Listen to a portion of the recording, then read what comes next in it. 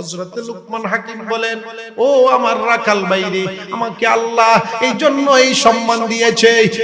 এক নম্বর হলো, আমি যখন কোনো কিছু করি আমার আল্লাহকে ওই স্থানে রাখি, অর্থাৎ আল্লাহর ভয় আমার অন্তরে আছে। দুই নম্বর হলো ওয়াকুলু কাওলান সাদীদা,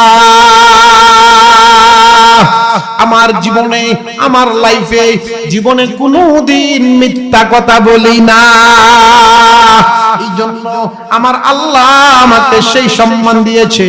অন্য রিওয়ায়াতে আছে হযরত লুকমান হাকিম বলেন, ও ভাই রাখাল, আপনি যেহেতু প্রশ্ন করেছেন, জানার একটি বিষয় জেনে যান।